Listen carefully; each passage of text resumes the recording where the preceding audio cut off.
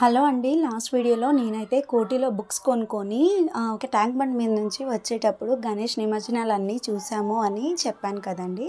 అదే రోజు ఇంకా అలా సిటీలోంచి వచ్చాక మా ఏరియాలో అదే రోజు మనకైతే సెప్టెంబర్ 7న చంద్రగ్రహణం ఉండే. సో కాబట్టి మేము గరిక కోసం అని మా ఇంటి దగ్గర ఉన్న ఒక టెంపుల్ దగ్గర గరిక కోసం వెళ్ళాము. నేనైతే గరిక కోసం ఇక్కడి దాకా రావాలా అండి, మన ఇంటి దగ్గరే దొరుకుతుంది కదా అన్నాను. ఒకసారి పిచ్చిదానా, గరిక గడ్డి ఒకటి కాదు, అది వేరు ఇది వేరు, చూపిస్తారా అని మా ఆయన తీసుకెళ్ళాడు. ఆయన చెప్పేదాకా తెలీదు గరికకి గడ్డికి అంత తేడా అని. కొంచెం రఫ్గా ఉంది, షార్ప్గా గరిక అండ్ సన్నగా ఉంది.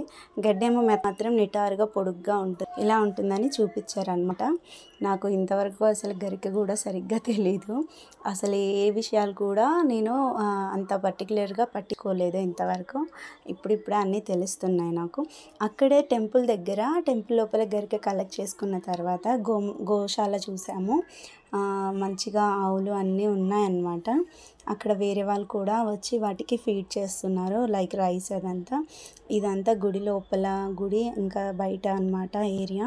చాలా బాగుంటుంది. ఇది అంతా చాలా లోపలగా ఉంటుంది అనమాట. అంటే పోలీస్ కోట్రాస్ ఉంటుంది అక్కడ, లైక్ జిహెచ్ఎంసీ హెచ్ఎంటీ లోపల పోలీస్ కోట్రాస్.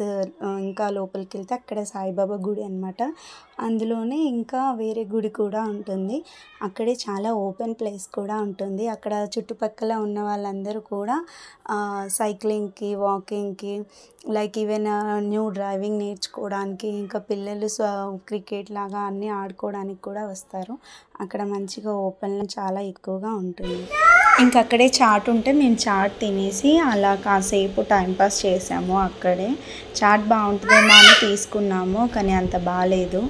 ఇంకా ఇదంతా అయితే అక్కడ ప్లేస్ అనమాట. అందరూ ఈవినింగ్ టైంలో అలా వస్తున్నారు. ఇంకా మేము ఇంటికి వచ్చే దారిలో నోరంతా పాడైపోయిందని ఫలూడా తాగేసి ఐస్ క్రీమ్ తినేసి ఇంటికైతే వచ్చామన్నమాట. ఇది ఇక్కడైతే ఐస్ క్రీమ్ చాలా బాగుంది. ఇది ఏదో షేక్, ఇది మా ఆయన తీసుకున్నాడు. చాలా బాగుంది, బాదం milk shake with ice cream అనమాట. ఇంకా అక్కడ ఆ చాట్ తిన్నాక నోరంతా పాడైపోయిందని మళ్ళీ ఇది తిన్నాము.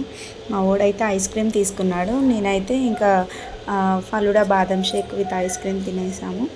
ఇంకా అలా తినేసి ఇంటికి వెళ్ళిపోయాము. ఈవినింగ్ తర్వాత బయటికి రాకూడదు అని 6 లోపే అన్ని పనులన్నీ చేసేసుకొని 6 కల్లా ఇంట్లో ఉన్నామన్నమాట. బికాజ్ ఆ రోజు గ్రహణం కాబట్టి.